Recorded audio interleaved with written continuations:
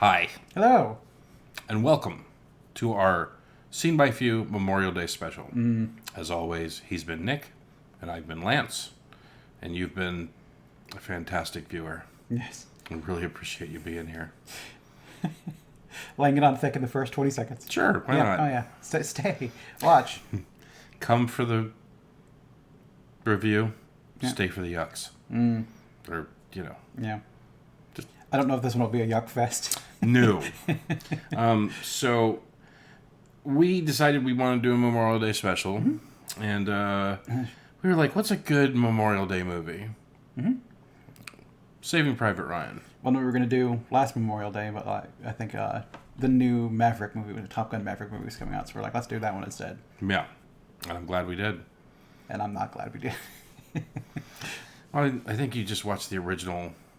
I've only seen the original Top Gun. Right, and then I was like, Maverick's out, and you're like, no. No. And I was like, all right, fuck No. it. But, yeah, so this is a classic. If it has Tom Hanks in it, you're pretty much assured a good time. For the most part. I don't know that I've seen a movie with Tom Hanks in it that I dislike. I know there's probably ones that are less loved, like, what is it, Atlas Shrugged? I haven't watched But that. I've not watched that one. Mainly because it didn't look very good, but... I haven't seen... Or, wait, That's what it's called, right? The one where it was something Atlas or something like that? I know what you're talking about. Yeah, I don't know if it might have been based on Atlas Shrugged, but I don't know if I Google it. I know it had If I look something... up Atlas. Something Atlas. But I think that might be the movie that people would show as the Tom Hanks movie that is not good. I'm sure everyone... Cloud Atlas. Yeah.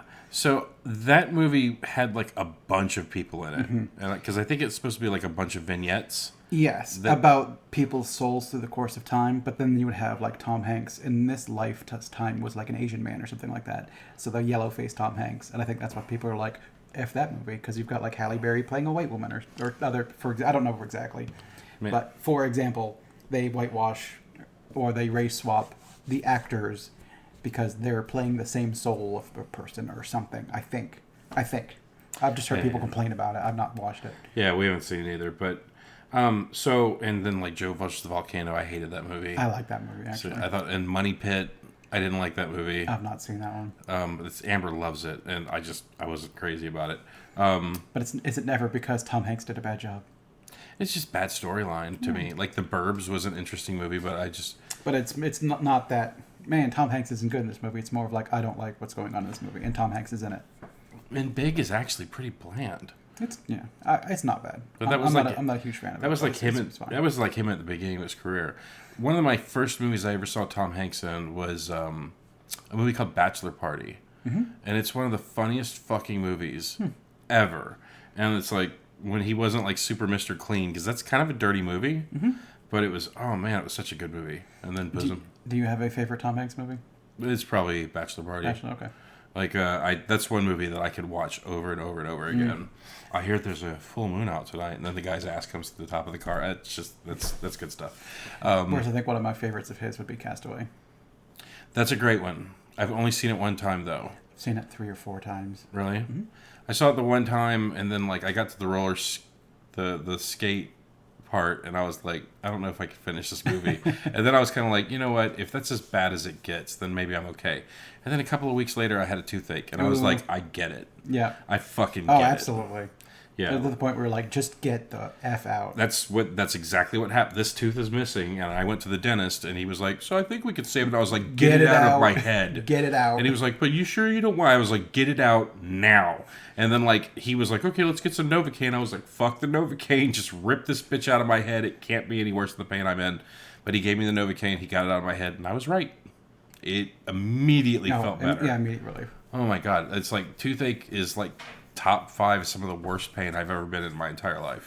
But on to the show. Yes. Now that we've talked of Tom Hanks. So this movie had Tom Hanks, Yes. Matt Damon. Poor Matt Damon. Yeah, you had Tom Sizemore. If you don't know who Tom Sizemore is, you'll probably know him better as Mr. Pink. Let's see. From Reservoir Dogs? Yes. Okay. Oh, wait, no. Tom Sizemore was not Mr. Pink. I'm completely fucking wrong. I've seen Reservoir Dogs once. You could have told me that, and I would have been like, oh, okay. No, I'm remembering that wrong. So some of the bigger Tom Sizemore roles that you might know, he was in Black Hawk Down. Let's see. Apparently he's in Cobra Kai. That's weird. Yeah, that is fucking weird. I didn't know that. Let's see. He was in Pandora, The Battle for Pandora. Yeah, I don't know what that is. Yeah, I don't honestly. It seems like the movies he's in. You're scrolling it through his list now, which is not top billing movies. Okay, so if I had to go, You've got to go. It looks like you have to go down to the 90s. yeah, let's drill down. Look, If you oh go, my god, if you go too fast, you're going to get to Self. look at the body of work this guy's got. This dude's been in everything. Okay, he's still actor 229. This is back in 2011. Oh, jeez. Holy shit, man. Still movies. Oh yeah. Well, I mean, if you look at the top, it says actor. Once it swaps to like director or self, Okay. or something like that, then Here's some of the prime movies. Okay, so let's see. Yeah, he was in Blue Steel. don't know that one. Born in the 4th of July. Don't know that one. He was in, let's see, Flight of the Intruder, Yeah, I don't know it. Point Break. I've seen it once. I He don't remember says that. he's uncredited, so it's probably No. just the dude that like drifted on the screen and then drifted off. Let's see, True Romance. I've not seen it. He was in the Wyatt Earp movie, Yeah, I don't know that one. Natural Born Killers, Yeah, I don't remember it. Strange Days. I've seen it once because of you. I don't remember. He was the best friend in Strange Days. I can't say any more than that, but Yeah. I guess go watch my review. yeah. Maybe I'll remember him. Saving Private Ryan. I have seen that one. No shit. Yeah. Okay, all right, Cool. cool. Let's see. Well, he's been in some other stuff. So he was in Pearl Harbor. Yeah, I've not seen even though I've never seen the Pearl Harbor movie. But anyways, Tom Sizemore is a very good actor, and we just recently lost him. Oh, really? I believe so. Or I could be wrong, and I'm thinking about the guy who played Bill in Kill Bill. He died a while ago. David Carradine? No, not Carradine. The guy who played Bill's brother. Oh, I don't remember. See, I gotta know now. I know. I'm sorry that I'm doing this in the middle of one of our reviews, but like, No, it said died. If you look at his page, it said like when he passed away. all right. So Kill Bill. I just gotta remember the fucking actor's name. Okay, Michael Madsen. Oh, okay, Madsen. Yeah. So I was saying Madsen in my head, and I was like confusing him and Madsen because Michael Madsen. I remember Michael Madsen was in Kill Bill. I just didn't know. I remember he was Bill's brother. I'm not a fan of Tarantino. Right. Well, I am a fan of Tarantino, So and I've seen I think I've seen Kill Bill Volume 1 twice, and the second one like once. well, people who just watched that opening where I basically got put Tom Sizemore in Madsen's place in like Reservoir Dogs, I just lost a lot of fucking street cred with some of those people. But I corrected myself because my memory was playing tricks on me.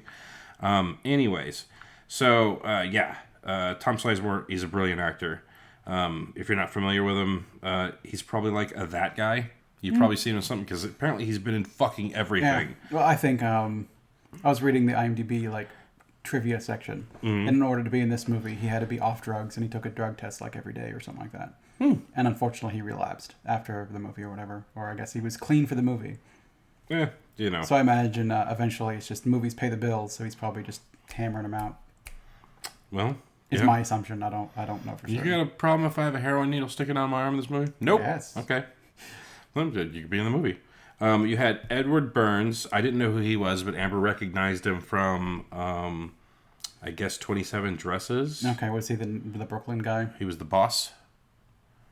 I guess yes. Brooklyn.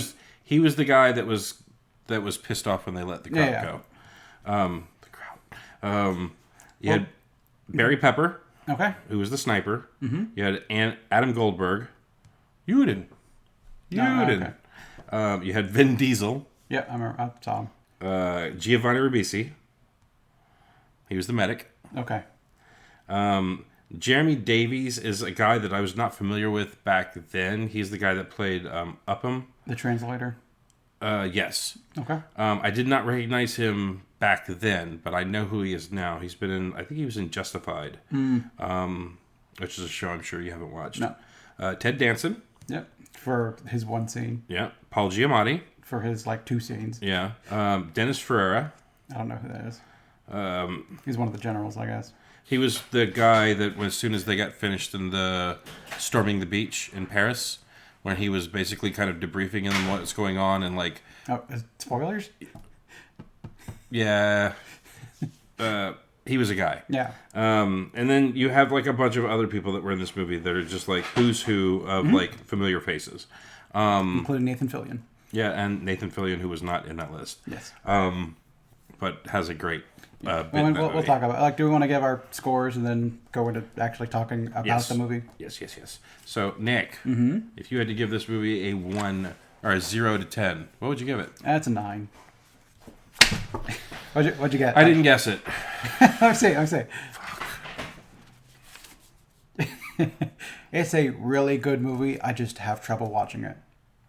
I gave it a 6. It's an amazing movie, but it could be a 10. I wouldn't begrudge people for giving this movie a 10. I just can't because I can't watch this movie like much. It makes me feel bad, and I don't like feeling bad. I get it. All right. Damn. Didn't think I liked this one, huh? Well, I never talk about it. well, that's the thing, is that whenever I suggested it, you weren't like, oh, I love this movie. It was just kind of like, okay, we'll watch it. Well, you suggested it for this. I'm not going to say, man, I love that movie. And then you sit down and be like, look at that, I'm so smart. Well, I mean, sometimes we talk about movies Sometimes. that we want to watch that we both love, and it's kind of like, well, we could talk about this movie, and you've never brought that up. Because generally, I don't want to watch this movie again. Okay. I never want to sit down and just like, I'm a little bored today. What am I going to do? Watch Saving Private Ryan? That never happened. It's just a really good fucking movie. Right. Okay. We'll get into it. All right. What'd you give it? This movie's a perfect 10 for me. Okay, thanks. I figured you. Again, I don't hear you talk about it either, but so I figured it's a really good fucking movie. Yeah, this movie's a perfect 10. This movie is a masterclass on how to shoot just movies in general. Yeah. Spoilers at this point. Let's just talk about the movie. Yeah, so here we go. We're talking about the movie. You've probably seen it at this point. So. And you should. Right. Unless you just physically can't stomach it. I think it's worth watching. So the movie is a hard watch on more levels than one. You have... I was going to say, I interrupted you. Like, No, please. when you were going to say, like, it's a masterclass, and, like, go on, please. Yeah, no, this movie is a masterclass in how to shoot a movie well, how to establish characters, how to keep upping the stakes on something that you don't know. Like, it's like, how are we going to go any higher from here? And they do. How are we going to go from here? And they do. Yeah. And it's... So it's kind of like when you shoot Titanic. You know what the fuck's going to happen. So when you're shooting a World War II movie, you pretty much know what's going on, but it's about a person in the war. Someone who you don't know what's going on with them. And that is therefore the kind of unexpected in something expected, I guess. How you turn something that would just be boring into something like... Because, I don't know, when I know the ending of something, I tend to be less invested in it sometimes. Well, I mean... You knew there was a war, and you knew that the good guys won, but you didn't know what they had to do to win. Sure, and you don't necessarily know who comes home.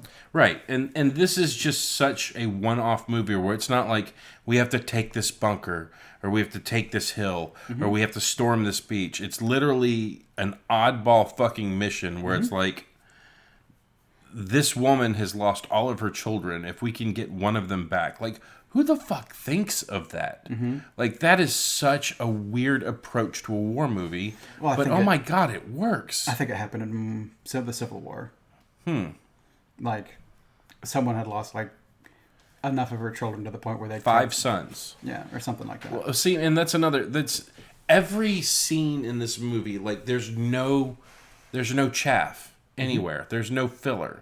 The part where, like, even from the woman, like, who starts writing the letters, and that was another thing that I thought was great, is like when the War Department is writing the letters, like, you could see them typing out the letters, but they're reading like what they have to write, kind of a thing. So they're typing. They got the template on the side. Yeah, they got the template, and you see them like writing from the template, and you see the one woman who's like reading this one letter, and then she realizes that she has another one. I just wrote that name or whatever. Yeah, and she's like got the 2. Then she goes over and looks at another bag of like another desk, and Yeah, like she goes to the out of another person's desk. Or Yeah, whatever. and then you see like her basically going to her person's office, then that person going to another person's office. But when they actually go to that colonel's office, and they're just like, it's not feasible to put men in that situation. This guy is probably fucking dead. Yeah, there's misdrops behind enemy lines. Yeah, we shouldn't. Yeah, We shouldn't waste resources on this. you're gonna get people fucking killed. And then he drops like the Abraham Lincoln quote, and it's like, It's so good. And the thing that's great about that scene is he's like, "Dear madam, I know that there's no words that I have to say," and he gets halfway through the speech and he just puts it down and he's got it by heart. Like this is something that has affected this person where he's just basically doing it word from word from memory. And like that far off look he gets in his eyes. And he's like, if we can get this boy home, let's do it. Like that had so much fucking gravity in that scene. And like Steven Spielberg, you got to know the name at this point. Love him or fucking hate him. That man directs good fucking movies. Because this is, like I said, they take characters that you don't give a shit about and they make you like them. I don't like Giovanni Ribisi. He was the medic. oh, okay. I guess I don't. But like when he tells that story about my mom got off work every day just to come home and talk to me, and this particular day I was acting like I was sleeping. He's like, "Why did I do that?" Yeah, and well, then the next scene, he's crying out for his mother while he's dying on the ground. Yeah. Well, they load him up with fucking morphine, and I have to ask, even though he had multiple shots to the chest, and he was bleeding out like a stuck pig, like they give him a hit of morphine, and like. Well, they were here. That's like the liver. He got raked across Yeah. across the chest, and like he basically says, "Oh God, my liver," at one point. But like they give him the one shot of morphine to deal with the pain, then they give him a second, and then a third. And I know from never been in a war, never been in the military, but I know from watching old war movies, if there's any form of accuracy there, you give a soldier a shot of morphine. Yeah, but that was it was their brother. He was dying. It's kind of the He was in pain, so it's like I'm not sure if it was because he bled out or if he overdosed on morphine. he was bled out. So I think there's another movie that I really like. Harry Brown. I made you watch it before. It's the one where like it's in the UK with Michael Caine. And yes, he was the old man that kind of just had enough at one point in time. Like someone gets shot, and him being an old war vet or whatever, just kind of it's like I've seen a wound like that before. It takes you minutes to die, and there's no coming back from it. And just kind of like, and then he tells a story about like a mate of his who like died, and it reminded me of this movie a little bit. Like we saw a mate, he was out like there, got taken out by a sniper. And we couldn't do anything about it. We couldn't go out and get him. Nothing. We just had to sit and watch him die as he called out for his mother. It's like I never told anyone that story before, and then the guy dies. And it's just that like Harry Brown I love that movie. It's not. I don't know if other people do. I never hear people talk about it. I think you showed me a clip, but I don't know if I've actually watched the movie. You watched it. I sat down and made you watch it. I remember watching it, and at the end you're like, "Oh, it's pretty good," but it might have left the brain because it's again. I don't think it's one that people necessarily are super interested in, but it's kind of a pensioner's wife dies, and there's like just gangers or whatever around his neighborhood, and he's just tired of that shit. Eventually, they kill one of his friends who'd kind of like, and he's done with that. He's just done with that shit. So you get to see an old Michael Caine kick the shit out of punks. Not even really kick the shit out of people because he's not like he's not beating the fuck out of them. He's moving like Clint Eastwood in Gran Torino, as in not fast. He's obviously old, but he's still just not taking anyone's shit. Okay. It's good. Old but clever? Yeah. Okay. Did we watch this recently? No, that was when would have been a decade ago maybe. So when we were in the other house? Yeah. Okay. It's been a long time. Was I playing WoW? No, I don't think so. I don't think so. You maybe. I mean, we watched movies on your computer. You were probably on your computer, but you did. It was on during the entire thing. Okay. No, it's. If you tell me you want to watch it again, I'll get you the DVD. Like that's a good. I love that movie. Yeah, I wouldn't mind watching it again. Well, if it's an older movie, I've probably got it on Gene's Plex server because he's a old movie buff. So. Well, old movie as in like 2010 or something like that. Well, I can. Do you know who Kolchak is? I don't. Apparently, it's an old detective show called Kolchak that I was not aware of that Gene introduced me to, and I started watching a few episodes, and it's pretty fucking good. 2009. Okay. Harry Brown. Interesting. It's great. I love the movie. Okay. Yeah. No, I'd be perfectly happy to go back and check it out. But again, I'm reminded of it because of that one scene. Like he got shot like in the stomach. Like Yeah. he got shot in the liver, and it just makes me think of like I've seen that wound before. Some men just want to see their friend bleed out. No. No, wait. That's Batman. Sorry. Yeah. Um. Some men just want to watch the world, but Michael Caine. Yeah. It's. This movie is just. So, quick story. Mm-hmm. I went and saw this in the theater with my father. Ooh, okay. And my dad was weeping the entire opening scene. Like, my father was not Airborne Ranger or anything like that. My father was in the Navy. But Did he ever serve in any of the wars?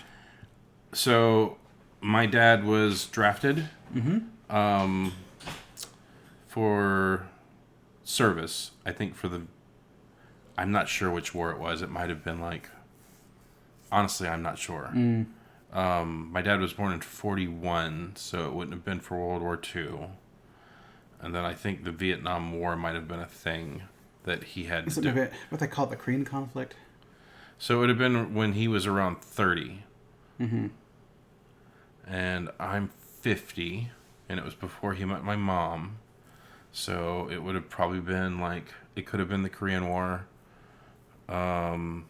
I know that he was I know he was in the military. I think it was the Cold War when they did the blockade from Cuba. Okay.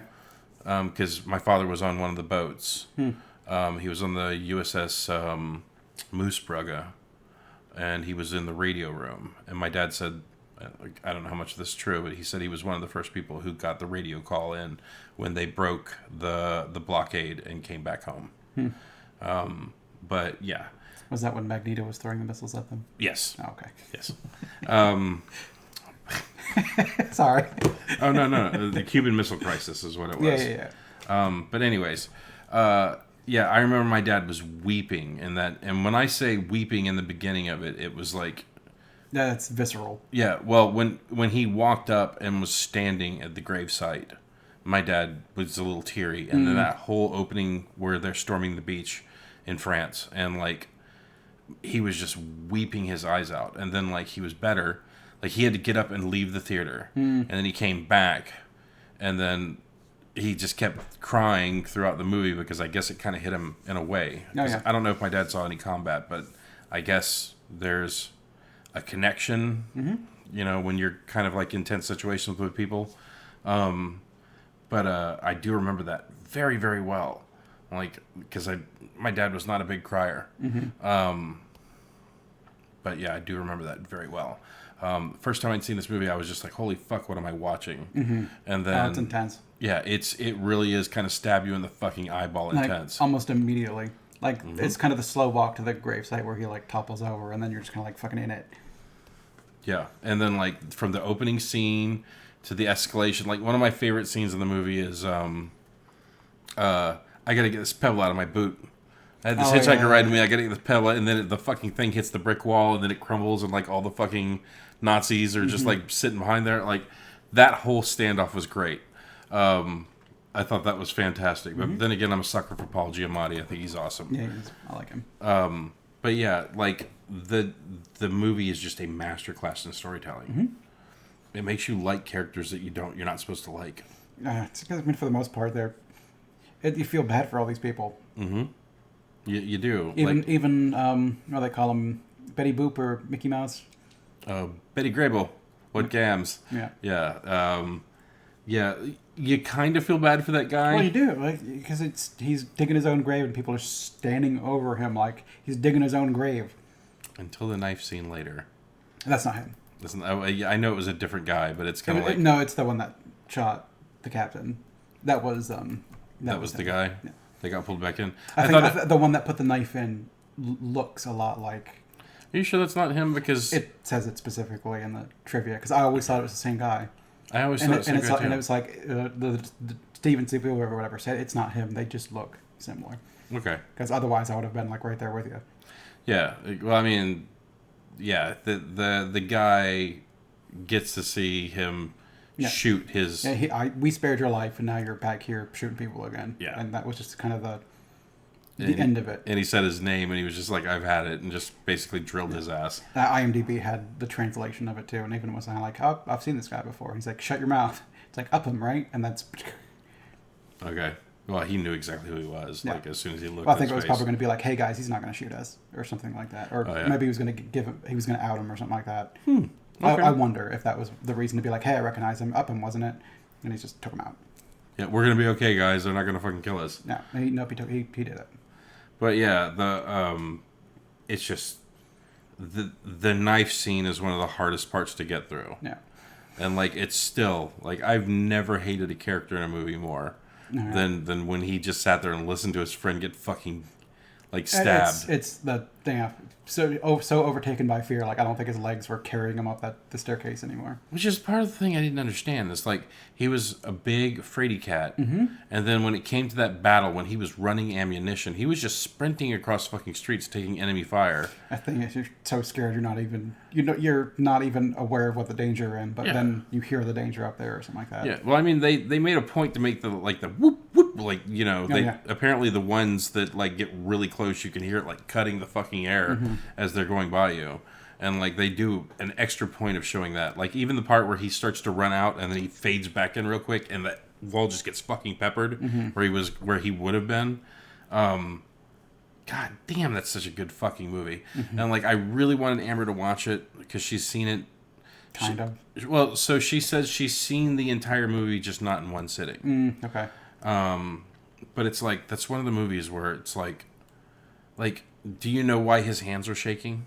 PTSD. Yeah, like heavy PTSD. It's like pre-combat PTSD. Like he said, he's a fucking school teacher. Yeah. Well, I thought some of it could have been. My initial thought was like he had like the beginning of like is it Parkinson's where you start to shake and stuff like that, or like Louis' body dementia or something. Yeah. Well, I mean, at that point, I think when they were drafting, they weren't exactly like too stringent on what you did or didn't have. They just needed bodies. But then you wonder if that's maybe not his first command before either. Yeah. To the point where he's already probably seen some shit and know that he gives orders that gets people killed. Mm-hmm. Yeah. And taking over that little bunker trap or whatever got their medic killed. You can even see like when he walks away for a minute, like actually cries because his decision killed somebody. Yeah. Well, maybe it saved lives. If I get one killed, I maybe save 10, maybe double than that. And that's the way he had to think about it. And I loved the way his character thought about things. Where like this first time he sat down with Private Ryan and he was like, you know, I can't even see the faces of my brothers. And he's like, that's not the way you do it. That's not how you do it. You know, and like him explaining that, like I could already kind of maybe guess the way he talked to his men that he might have already kind of been a teacher or some kind of educator. Well, there was one scene watching it through at this time, knowing it ahead of time. Someone brings up a book, and he's like, "Oh, I know that one." Or maybe that's just the way that Edwin saw the world, and he was like, "Yeah, it was the dude." Yeah. It was the translator who made a passing quote, and he was like, "Maybe this is the way that this guy saw the world." He's like, "You know, this guy, you know, he was a learned man." Well, it was probably because he taught high school. It's probably a book his high schoolers read. He probably taught it before. He's probably read it 1,000 times. Yeah, but like that's just interesting. Like knowing that.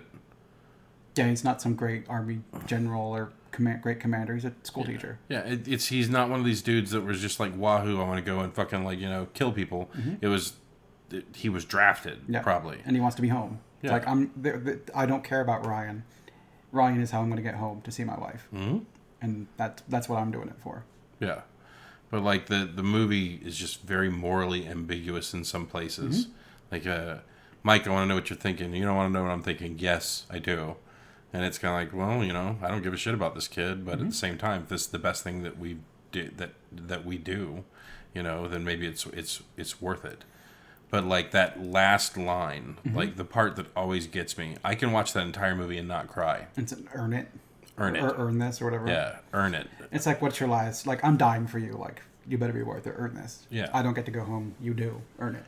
and then it does the slow fade. Because at the beginning of the movie, It could be Tom Hanks. yeah, you're thinking it could be Tom Hanks going back to like the people that he lost, and then you find out that it's actually Private Ryan, and like that part fucking slayed me. And I might get a little bit teary when I say this, but it's not when he says "earn it." It's when he's staring at the grave and he looks at his wife and says, "Am I a good Yeah, man?" tell me I earned it. Yeah, am I a good man? That part makes me cry every single fucking time. And like tonight, I tried to get it done before Jackson came home, Oh yeah. and but he got home when they were setting up to defend the bridge. Oh yeah. So he was there for that part, and I just kind of turned it down a little bit, and I tried to keep him distracted with other things. Yeah, we were watching. don't watch them. People blow themselves up with sticky bombs or whatever. Well, he was watching, and when the tank would come on, he'd be like, "Tank," and I was like, "Yeah, it's a tank." And then he was like, "What happened?" And I was like, "They're trying to make sure that somebody gets home safe." And he was like, "Oh," and he wasn't really affected by it. He was just kind of watching it. But I kept him distracted with like his little dinosaur and stuff. Yeah, play with toys. Don't watch Daddy's War movie. But at the end of the movie, when he says, "Tell me I'm a good man," and tell me I lived a good life, and she says, "You did," I started tearing up, and then Amber said, "Give Daddy a hug," and he gave me a hug, and it made it better. But yeah, it just. That's also the framing of the shot, like "Tell me I'm a good man," and then it shows the shot of the people that would not exist otherwise. Yeah, he went and made a life. God damn, it's just such a good fucking movie. It is. If it's a war movie with Tom Hanks, it's going to be good because he's done several others. I don't know if I've seen like any of them really. Like- I'm not a war movie kind of guy. I watch movies to feel better, not to make myself feel Sure. worse. So No. a lot of like movies that are like really fucking good, I tend not to get into. Another reason why I don't really like watching people glorify crime, gangster movies or whatever. I'm not super into them because they're generally just feel bad movies. See, Watch these criminals screw each other over for money. I'm like, I don't want to. It's good. Sure, it's fine storytelling. It just doesn't. It's not what I look for in a movie. yeah, Usually, per se. it's just I don't know what it is, but like I think he had a part to play in producing like Band of Brothers and The Pacific. Like those were shows that came on HBO. I've not seen them. So fucking good, man. They're so good, and I like war movies because I watched a lot of these with my dad growing up, and because my dad is a history buff. He loved watching he'd just sit and watch the fucking History Channel. But yeah, it's just if it's got Tom Hanks, you almost can't lose because I think he's still pretty selective over most of the roles that he gets. I mean, he can afford to be. I'm sure he gets so many scripts that he can actually pick the ones he likes that he thinks will be good for him. I'm sure good roles are hidden behind high paywalls. So like whenever he's like, I'm making this much to make this movie, there must be some production value to it. If they're willing to pay me this much to do this thing, go through and read the script.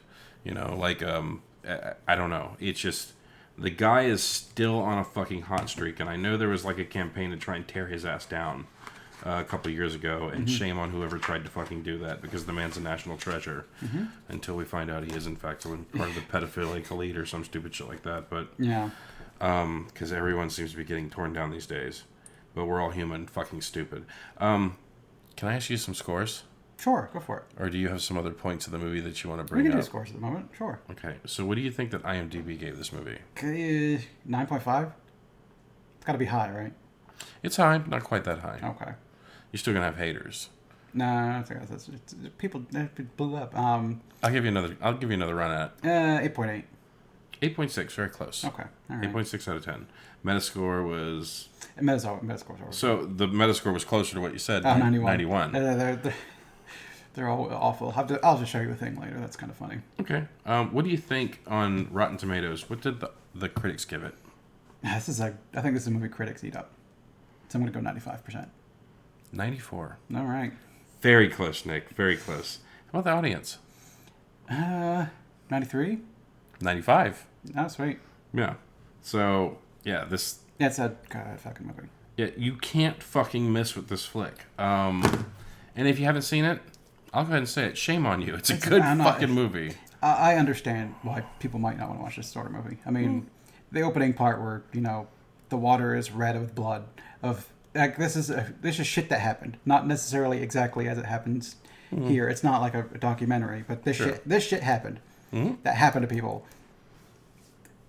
To preserve freedom in the country, whether it be for It's because they were rounding up MFers, putting them in friggin' gas jail. It's awful shit was going on, and a lot of people died to stop that awful shit from happening. Now, I will say that a lot of people died before America jumped in. Yeah, It took Pearl Harbor to pull us in. yeah, but we were definitely clutching our. We don't want any part of it. It's Europe. Yeah. We don't want any part of it. And then they hit Pearl Harbor, and we were like, okay, fuck all this bullshit. And even still, like a lot of, because I like this one because it's not like a lot of war movies are trying like America's the hero, like because it's very easy to have Nazis be the enemy. And you're look, America's fighting Nazis. America's the good guy, right? Kind of washing over the fact that we were putting Japanese people in internment camps. It's like we're not doing great things back home either. And whereas this one is just, it's not about like glorifying America. It's about, like, this guy's fucked. Or his family all died. We need to go get him. And even by the end of the movie, as an audience member, you're resenting like all these two characters you like died before they even get there. Yeah. Although I didn't really like Vin Diesel. He was barely around. It was barely around, but you still feel bad when he's on the ground bleeding out and he's holding the letter to like get this letter to my dad or whatever. Like, it's got blood on it, and then like later on you see Giovanni Ribisi like rewriting the fucking letter so it doesn't have blood on it, and then he gets shot and it has fucking blood on it. And then he hands it to someone else. No, he didn't hand it to somebody else. Jimmy took it out of his pocket and stuck it in his. And then he got. And then he got fucking shot. Yeah. So who knows if the letter ever made it to his dad? Yeah. But it was just, goddamn. Vin Diesel's character was such a meathead. But I mean, you're gonna have that guy because like when he's pulling the daughter out and just being like, "She reminds me of mine." She reminds me. Yeah. We can't take a kid. We're getting shot at. Yeah. We can't take a kid with us. Well, not only that, but right before then, it was like persimmons or something that had fallen off a cart, and he's like, people are like hiding behind walls, and he's like leaning out, like eating them off the fucking ground, like eating the apple or whatever. Yeah, and he's like picking out from the bad ones to the good ones, and then like something gets strafed in that area, and he's like, yeah. Like he's such a fucking meathead. No, I saw one. At that point in time, you're probably just doing whatever. Yeah, and like I remembered that scene differently from the rewatch, and I think it was from. I think I was remembering. I think it was Platoon, because like he gets shot, and I think in Platoon, when they're all hiding and they're trying to get their friend, like the sniper starts hitting the person that they had hit before in like the leg. Oh, wounding them to try and lure more people out. And I think that was in Platoon. Yeah, I think in this one he wanted to maintain his position. Like if you're popping off shots, they're more likely to see you. Yeah. It took all that time for this. I don't remember names in this one. It took all that time for the sniper to like find him again. Yeah, but like I loved how the sniper was like watching Vin Diesel like leaning and talking, and then he was kind of going in the direction where the head was, and he saw the guy hiding behind the car, and he's like, "Is that?" Yeah, and then he was just like scan around, and then that's when he saw the counter sniper like basically aiming at him. Yeah, and then you had the wicked fucking through the scope shot. But I loved that sniper who was just like, if you put me within 1 mile of Adolf Hitler, the war is over. We're going home, gentlemen. Like I loved how confident his character was. Because he was real fucking good. Oh God, yes. And like the other part that I loved was when they went to the church and they're all sitting around bullshitting, and they look over at him and he's just fucking out. And they go, I don't know how he does it. The second his head hits his fucking rucksack, he's out like a light. And they're like, well, that's what they say happens when you have a clear conscience. Yeah. You know? And he thinks he's doing it for God or whatever. Oh, like, yeah. God put him here to kill bad people. This was his one fucking calling, and he does it so well. But I like those bullets were guided by God. That scope shot was so fucking. It's like when he's up in the tower at the end of the thing, like leading people exactly enough that he's put him down in one shot. Yeah, and he's just doing that. You will guide my hand. He is my tower. He is my.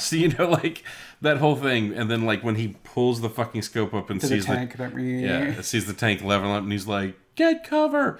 When they blew that fucking tower, I felt that. Oh yeah. God, it's such a good movie. I actually want to go sit down and watch it again.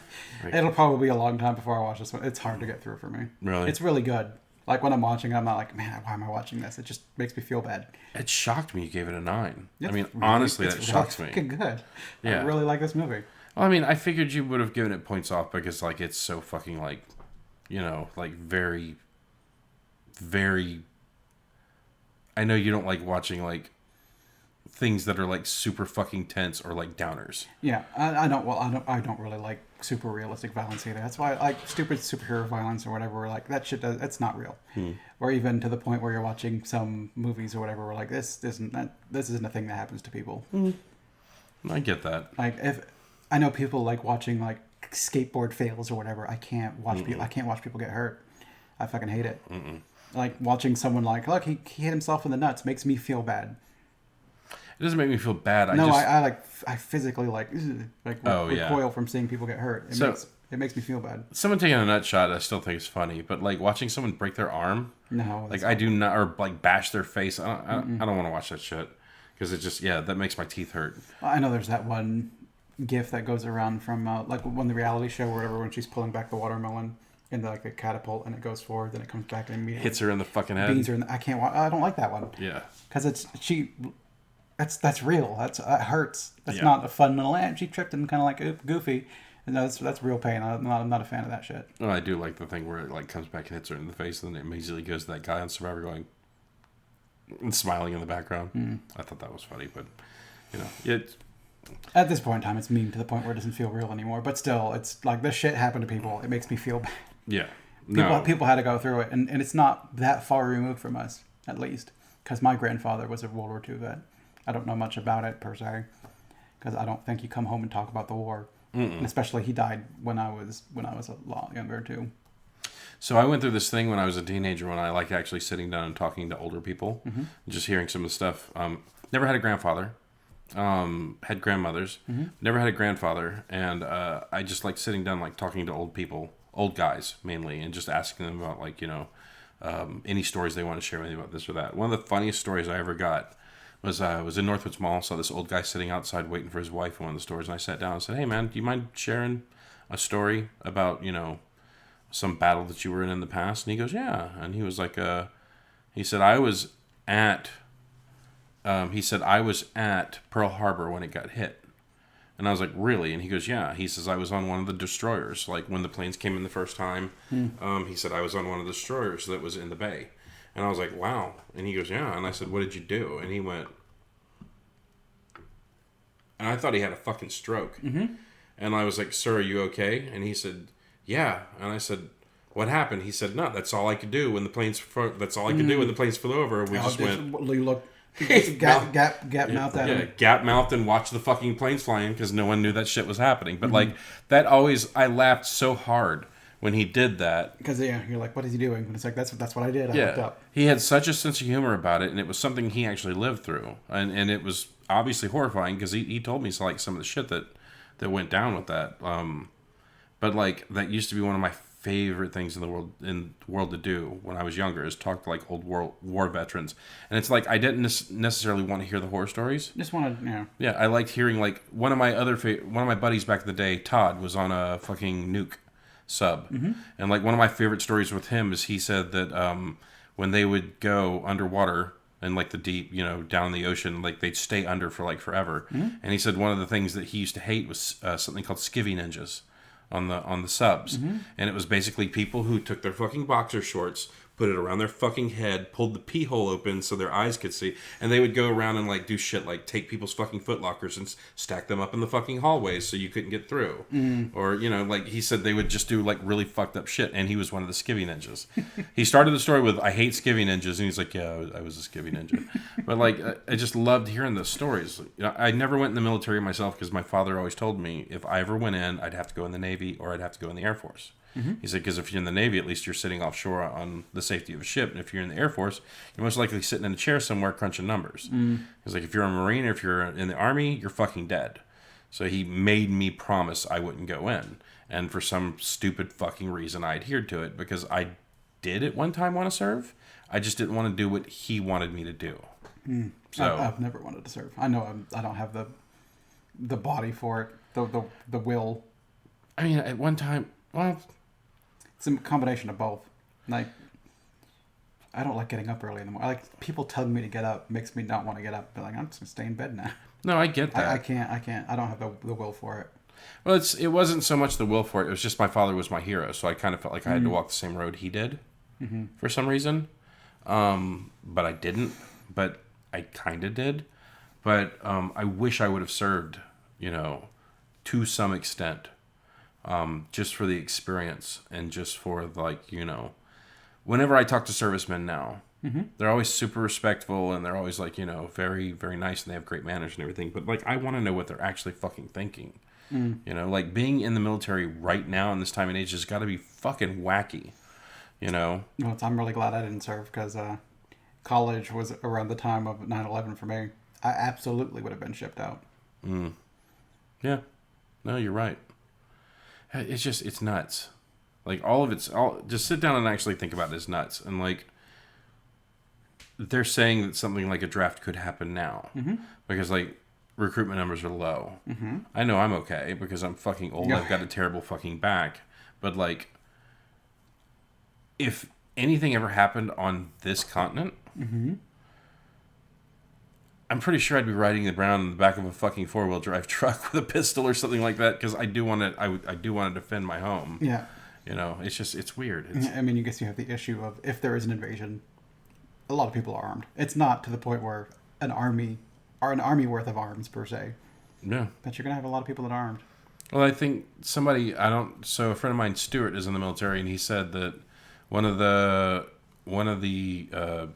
Russian generals said that the reason that no one attacks America is because everyone has fucking guns. You think you showed me something, where like why this sort of shit wouldn't really work was like one trained military person versus all the people in Texas with guns. Yeah. And it was all the people with arms and like their little guns sitting in an area, then the one trained military person being at a computer behind a drone, being like, "Oh, you just click this button?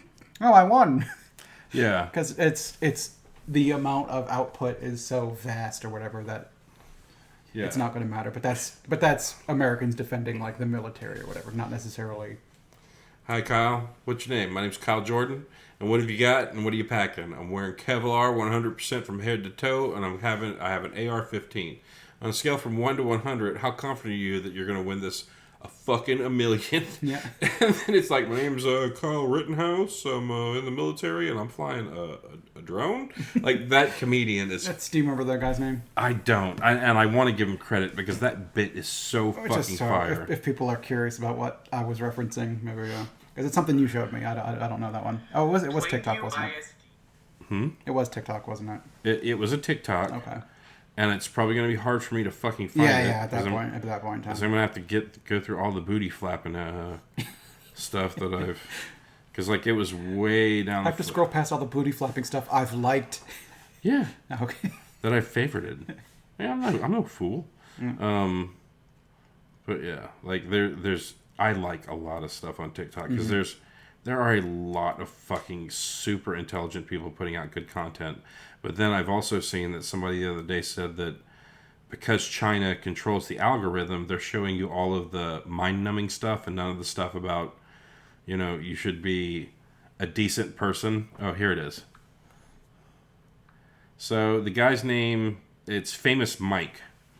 It looks like it's from a comedy show or something like that too. The way he's standing out, doing a thing. Yeah, it's. Don't necessarily play the whole thing. I'm not. Yeah. I'm just gonna make sure. Yeah. So his TikTok handle is Famous Mike, and it's his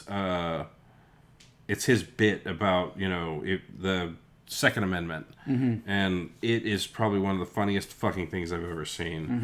And I never knew who the guy was. Now I've watched a lot of his shit because that bit was just was good. Straight fire. Anyways, is there anything else we need to talk about? It's essentially a perfect movie. It's just not a 10 for me because it's not like a favorite of mine per se. It's not one I'm just gonna sit down and watch a bunch of Americans die today and think about all the times I'm sad. I don't need that shit. Yeah, no. I don't need that shit all the time. So it's not a 10. Despite the fact that, is this movie better than Josie and the Pussycats? Yes, it's objectively a better movie. Objectively, I think it's a better movie. I just would much rather throw in Josie and the Pussycats and listen to, If you show me a person that would rather sit around and watch fucking Saving Private Ryan instead of something that'll make them laugh, it's hard. Probably a pretty depressed person. So... I mean, some people just want to watch that shit. They don't want to watch goof. They're not in it for the goofs and the gaffs. Yeah, no, I get it. My wife likes watching the Murder Channel, but I know she's not going to go out and start murdering people. And again, I think... Would she? Kidding, I love you. I tend to reserve 10s for things that like I enjoy it, and now it's just a part of me for the most part. This is not a part of me per se. Like The Grudge, I watch The Grudge, and then I filter that shit into my other life to the point where in D&D we're playing Onryo just because I like Kayako, I like Sadako. It's like it's just a thing that it became. I watched the movie; it became an interest of mine. This is not a movie I watched that like became an interest for me or anything like that. Movies that get 10s for me are movies that punch me in my fucking soul. Like movies that literally, if it wakes me up to something, Wake me up inside. Can't wake up. If it's something that basically punches me in the fucking forehead and makes me think, or if it like elicits conversation that elicits more conversation from me, if it's a thinker, it's a 10. Not always, but like if it's something that like, yeah, like I think I gave pretty high marks to Everything Everywhere All the Time. Because I think we both did, if I remember right. Yeah, because I think I gave that movie a 9. Good. But like by the end of that movie, I was actually talking about like theoretical things that could happen. You know, like that the idea behind that movie, kind of silly, but also really fucking good. Yeah, but, whereas like Everything Everywhere All at Once is an exceptionally good movie. I would probably watch Lost Skeleton of Cadavra 10 times again before I would watch that one again. Just because I really like Everything Everywhere All at Once. It's a great fucking movie. But sometimes I just want to see that skeleton climb down the cliff. Do this. Do it like I am doing. Do it like I'm doing. Like I'm doing. Because it's funny. I watched that movie like twice in one. Time. You've seen it once? I've seen it one time. I watched it twice in one day because it was the anniversary of my brother's death, and like a friend was like, "Why don't you hop online and we'll like do something?" So I hopped online. I'm like, "I'm gonna make you watch this movie," and I made her watch it. And she's like, "That's a funny movie." And then like later, another friend was like, "Oh, you want to do something?" I'm like, "Watch this movie." I just bought it on because I have it on DVD. Right. In order to make them watch it, I bought it on YouTube so I could show it to them. It's totally fine. So I got two viewings out of it in one day. I mean, I bought the movie again. Well, yeah, I mean, you paid for it. It's yours. That's not how that shit works. But yeah, I know. It's how it should. If I had a disk drive in my computer, it would be easier because then I could just put the DVD in. And... It's hearsay. You can't sue. This isn't actionable. But yeah, I mean, if I had the DVD, I could essentially watch it on my computer from the DVD. But... I saw that movie exactly once. I brought it over to the house. We played it. I liked Anamala. Yeah. And it was campy fun. Yeah. But I've seen it exactly once, and that for me was a one and done movie. No, you'll see it again. I'm sure. Maybe for my birthday. Okay. Maybe. Sure. Maybe that's another one because I think Gamers 2 is one of those ones I just have to show people who like D&D. Good. And then Lost Skeleton of Cadavra is just a movie I need to show for people who think dumb movies are fun. Okay. Some people don't. I'll watch it again. Like I showed Tucker and Dale versus Evil to my dad, and he's like, "It's weird." And I show it to you guys, and you're like, "This shit's hilarious." Technically, I think I brought it to y'all. I think you did, but essentially it's the same.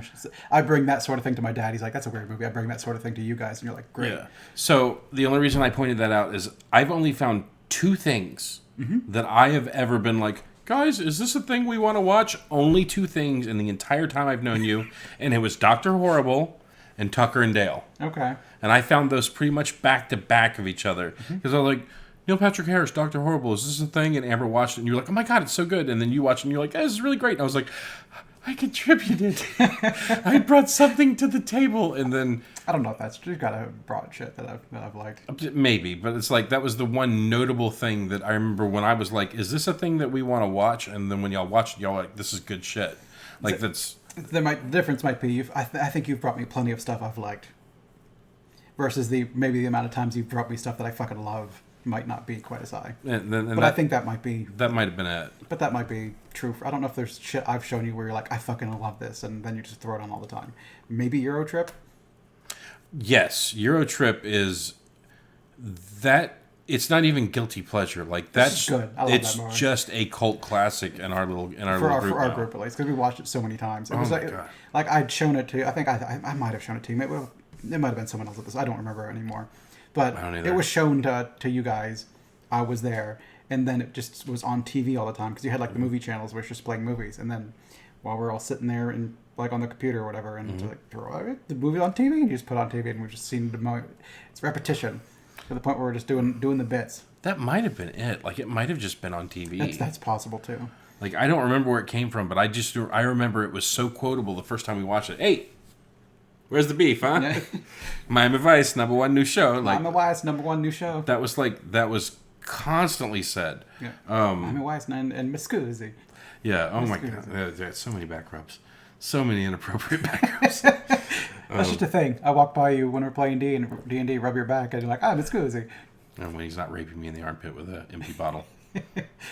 These are things that happen. Yes, because it's funny. You're the only person I'm touching with for the most part. Well, it's the what Shaun of the Dead thing. I'll stop doing it when you stop laughing. So The second you're like, dude, quit it, and then it's probably the day I'll stop. But until then, you're just like, hey. that bit's run its course. We'll put that one down. I'll do it with a 2-liter. Then I'll just start doing this. Okay, keep doing it. Well, I think we can. Yeah. No, we're verging way out of Private Ryan territory at this point. So, go watch the movie. Do yourself a favor. It's good. I think if you can stomach it, go for it. I mean, that Normandy scene is visceral. But if you make it past that, I mean, if some people can't. Like, I know there are people out there that if you see the beach red with blood, there's so many dead Americans that the water is pushing blood up on the shore. That if you can't handle that sort of shit, well, it might be hard to get through. But it's good. Well, that movie goes from 0 to fucking 5 Mach 3. Where it's like roll up on the fucking beaches, and then as soon as the fucking gates drop, it's just they're mowing motherfuckers down. Like, and they're trying to get out of the boat to avoid it. And if they're getting their gear off, they're going to shore to get shot. Otherwise, they're dying in the water. Yeah, they're drowning in the water, and you watch the one person drown. If you can get past the opening part of the movie, it's visceral. It's very visceral, especially when the dude's like. When Jimmy is like in that fucking like that whistle state where he's like basically shell shocked, and he looks over and sees the one dude like looking around for his arm. and like picks up his fucking arm, or the other part where he's like dragging one of the wounded people and a bomb goes off. Yeah, and then a mortar hits behind him. And he starts dragging, and then the guy, this guy's real light this time, and it's a half a man now. Yeah, and you even see that like from when he's dragging him the first time when he's struggling, and then like there's less effort, and then he looks back and like the half the guys there like. It is a punch in the fucking senses. Or just like the one guy that took a bullet to like the front of the helmet, and he's like, "Oh shit!" Look at it, and you're like, "You're one lucky son of a bitch," directly in the forehead. Oh god, yeah. There's some, and then just for everyone else to not react to it for the most part. Like in the last several minutes or whatever, you've seen so many of your friends die that like when it happens to you, like immediately you're just kind of like, we're not out of it yet. Yeah, you're numb. I'll be sad later. Yeah, you're fucking numb because you're seeing so many horrific things. It's just like, okay, I don't want this to happen to me, so I just have to keep moving. If you can get past the opening, good on you. It's such a good fucking movie, and you'll be rewarded with a very good storyline. It's not all horror. It's there's some levity in the movie, and it's a triumphant fucking movie. It's a masterpiece of a flick, and do yourself a favor and go out and watch this movie. Yeah. I mean, look, I own it. Yeah. And I only own good movies. Okay, we're calling it there. It's getting deep. No, because I own Usambi. He wants to make a movie called My Dear Vampire. My Dearest Vampire. Yeah, that. Right. And it's about a deer that's a vampire. Yeah, it's about a vampire deer. Call us Hollywood. we got a million of them. The movie I really want to make is we can't even make it anymore. Man pedos, because the word itself looks bad. It looks man, and pedos looks like pedos. You can't name a movie that, but it was just a play off of torpedoes, where like people were made into like bombs or whatever. And I came up with this whole. It's a Shaggy Dog story. I emailed it to Tim. I just came up with a story about something that sounded serious, and at the end I had a stupid pun. And that's what that joke was about. I even had the United States Underwater Colony 101, because when you spell it out, it looks like you suck lol. Okay. That's good. It's a Shaggy Dog story. It's like a paragraph of me like sending him a pitch, like the elevator pitch, and at the end, like, and the movie's called Man Pedos because they're torpedo men. It's dumb. So you read the whole thing, and you're like, okay, god damn it. Yes, that's the point. Got it. And if people don't know that term, Shaggy Dog story was when it's a long story that seems serious at the end for a stupid punchline. The Aristocrats. Yeah. I think I originally learned that when there was, like back in the day when you'd have comics that were so big, they look like this big on your screen, and it's just one big image of a comic, and you read through the entirety of it, and like, what's going on with this man? Like, this man's undergoing all these weird changes, and then at the last frame is him breaking through, like, he's going through this horrific transformation, becoming something else. Like, his blood is just kind of like becoming like, is like pooling in him, and at the end he breaks through a wall. He's like, oh yeah, because the Kool-Aid Man. Did you ever see that one? I did. Yeah. I did. And it's like his skin became translucent, see-through, and I was like, what the fuck is happening to this guy? And he ends up being the Kool-Aid Man. Yeah. It's That's where I learned what a Shaggy Dog story. All that just for him to break through the wall. Like, oh yeah. That was what, the internet in the 2000s? Yeah. When it was at the height of fucking silliness? It was weird. Before we got to like...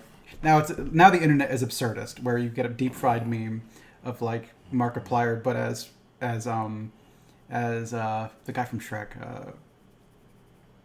Shrek? The guy from... No, not Shrek. The Michael Myers? No, John Lovitz. Not John. It's John Lovitz? No, not Lovitz. John... Lithgow? Yes. Farquaad. That's it. Farquaad. Okay. You got Markiplier on Farquaad's body, and it's like deep fried to all hell, and there's just an E on it. It's absurd. Like, it's a meme, but it's just absurdist humor at this point in time, where it's just E, and like that's the joke. And I'm like, okay, like the internet's gone weird. We used to watch YTMNDs, where it was a quote from "You're the man now, dog," and You're like, the man now, dog. And it was like, I don't know. They were jokes. Now they're just like, we've moved past jokes. We're onto the absurdist part of humor now. Like, check out this meme. How does this meme make you feel? I'm like, what the fuck is going on? Yeah. I'm old now. I don't get it. It's what's the old Simpsons quote? One time I was hipping with it. Yeah. And then whatever it was no longer hip anymore. Yeah. Yeah, it happened to me and it'll happen to you. That's literally where we're at. And God forbid, I try to keep up with technology because I'm in IT in my day-to-day. God forbid that there's one day where my kid has to sit down with me and very patiently explain things to me. There's so much time in which I've like sit down with my dad and be like, okay, this is how you get to this, and like, and it's like, just do it for me. It's like, okay, all right. I mean, I know you can do this. Sure, I'll bring the horse to water this time. Yeah, it's just it's we're getting old, people. All right, shall we wrap this one up? We're just being old at this point in time. If there are other war movies or really, really good Tom Hanks movies that we're overlooking, please put them down in the comments. Or to call back to what we said earlier, what's a Tom Hanks movie that is bad? Yeah, I dare you. There's bound to be some. I'm sure I saw a movie of his I don't like. There's movies of his that I'm not big fans of. Like, I think I watched Turner and Hooch when I was a kid. I'm like, whatever. But there's never like, I hate this movie. I don't remember. That's the dog movie, right? Yeah, I never saw it. Yeah. All right. Let's put Are you going to ask me to watch Turner and Hooch? No, okay. I don't know. That means I have to watch it again, and I don't really want to. And I don't remember it being bad. It's just not a movie I want to watch. Maybe I'll make you watch Splash one day, just because apparently Disney Plus like censored it or something silly like that. I love Splash. That's a great movie. I don't remember it. I'll make you watch Bachelor Party one day. Yeah. Just because it's a good movie. It's because I watch a movie with Tom Hanks. Look at me. I'm the Captain. I'm the Tom Hanks now. I'm the Bachelor Party. All right. Bye, everybody. See you guys.